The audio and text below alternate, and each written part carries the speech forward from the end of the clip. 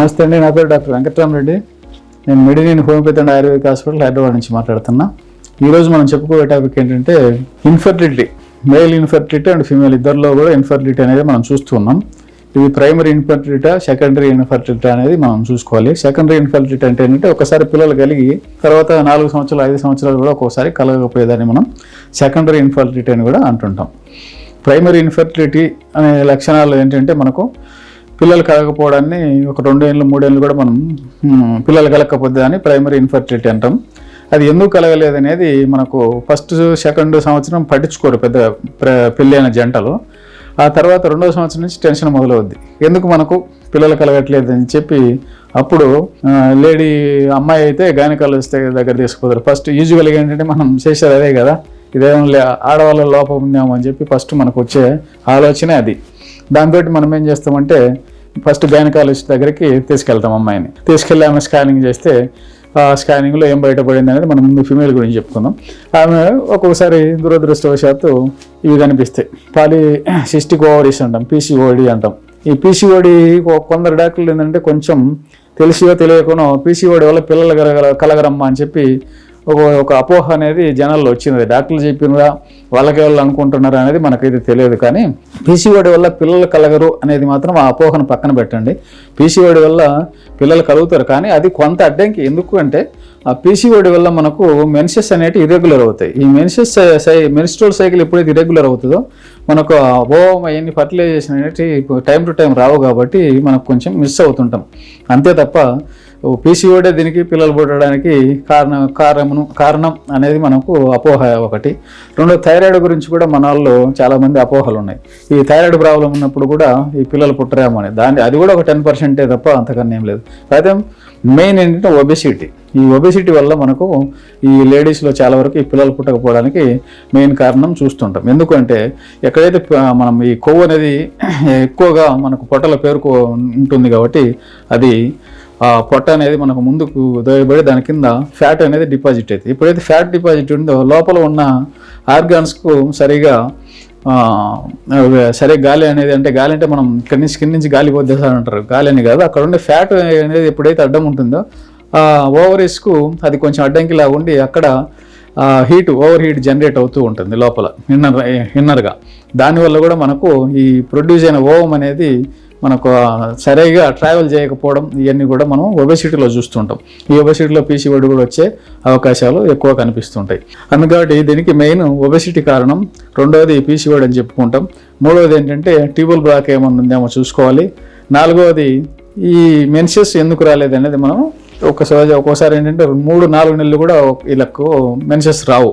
అది ఏంటంటే ఒక్కోసారి హిమోగ్లోబిన్ తక్కువ ఉన్నా కూడా అలా వచ్చే అవకాశం ఉంటాయి. మెయిన్ ఈ 4 రీజన్స్ వల్ల మనకు లేడీస్లో చాలా వరకు ఇన్ఫర్టిలిటీ అనేది జరుగుతూ ఉంటుంది. మనం ట్యూబల్ బ్లాక్ ఉంది, ఇక ట్యూబల్ బ్లాక్ ఉంటే ఏం చేస్తాం మనం, అల్లబదిలో చేస్తే ట్యూబల్ బ్లాక్ ఉందమ్మా ఏదైనా సర్జరీ చేసి మనం ఏదైనా చేస్తామంటాం. కానీ మన హోమియోతో ట్యూబల్ బ్లాక్ మంచిగానే అంటే కాకపోతే పర్సెంటేజ్ తక్కువ.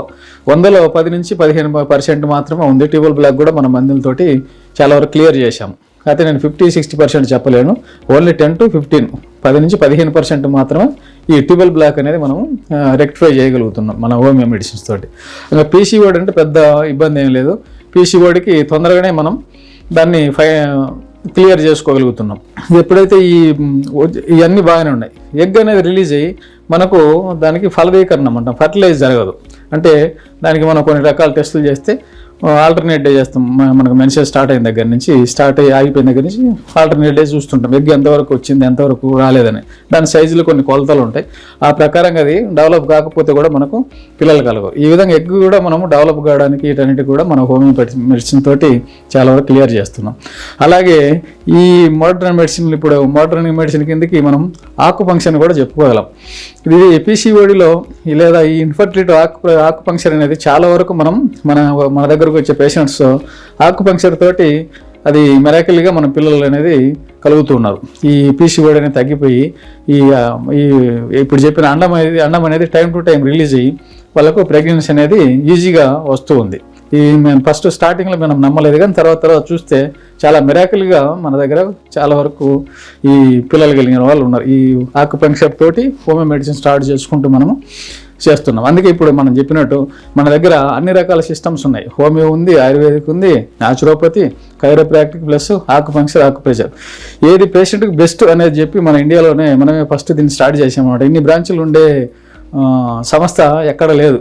ఇప్పుడు మనం ఏంటంటే మా 25-30 ఇయర్స్ ఎక్స్పీరియన్స్లో అసలు పేషెంట్స్కి ఏం చేయాలి, ఎలా చేస్తే బాగుంటుందని నిద్రపోకుండా అహోరాత్రులు మేము ఒక 5-6 మంది మా గ్రూప్ తయారు చేసుకున్న ఒక ఫార్ములేషన్స్ తోటి దేంతో ఏది బాగా తగ్గుతుంది, దేంట్లో సక్సెస్ రేట్ ఉంది అని చెప్పి దానికి దేంట్లో సక్సెస్ రేట్ ఉంటే దానికి ముందుకెళ్ళి మనం పేషెంట్స్కు క్లారిటీ ఇచ్చుకుంటూ తొందరగా ఆ ప్రాబ్లమ్స్ నుంచి బయటపడేస్తున్నాం. ఒక ఇన్ఫర్టిలిటీ కాదు, ఏ జబ్బు అయినా కూడా తొందరగా దాని నుంచి బయటపడడానికి ఒక చెప్పిన మోకాల నొప్పులు ఉంటాయి, పంచకర్మ. ఇంకోటి ఉంటుంది దానికి సోరియాసిస్ ఉంటుంది, పంచకర్మతోటి హోమియోపతి, దాంతో న్యాచురోపతి. ఇలాగా అన్నీ ఒక గుడి కింద పెట్టి మనం చేస్తున్నాం కాబట్టి మనకు రిజల్ట్ అనేవి వస్తున్నాయి. పేషెంట్స్ కూడా బాగా హ్యాపీగా వచ్చిన రోజు వాళ్ళు నమ్మక ఉంటారు. ఒక నెల 2 నెలలతోటే పూర్తి రిజల్ట్ అనేది 70% రావడంతో వాళ్ళు హ్యాపీగా నలుగురు చెప్పి ఆ నలుగురిని మన దగ్గరికి పంపిస్తూ వాళ్ళు హ్యాపీగా ఉన్నారు. పంపించిన వాళ్ళు కూడా హ్యాపీగా మనం దీన్ని చేసుకుంటున్నాం. మీరు అక్కడక్కడ చూసి విసిగిపోయి మీ దగ్గర ఒక ఫైల్ అనేది ఇంతలో ఫైల్ పట్టుకొని కూడా మీరు వచ్చే అవకాశం ఉంటుంది. ఆ ఉన్న ఫైల్స్ అన్ని తీసుకురండి ఒకసారి ఏంటంటే మర్చిపోయి వచ్చి సార్ మళ్ళీ ఫైల్స్ తీసుకొని రేపు వస్తాం సార్ అంటుంటారు. అలా కాకుండా ఒకేసారి వస్తే ఇవన్నీ తీసుకొని వాటిల్లో ఏం ప్రాబ్లం ఉంది, ఎక్కడ ఉంది అనేది అన్నీ చూసుకొని రెక్టిఫై చేసి మీకు ఈ ఇన్ఫెక్ట్ నుంచి మిమ్మల్ని బయటపడేయడానికి మా డాక్టర్స్ బృందం పూర్తిగా సహకరిస్తుందని తెలియజేసుకుంటూ సెలవు తీసుకుంటున్నా. నమస్తే.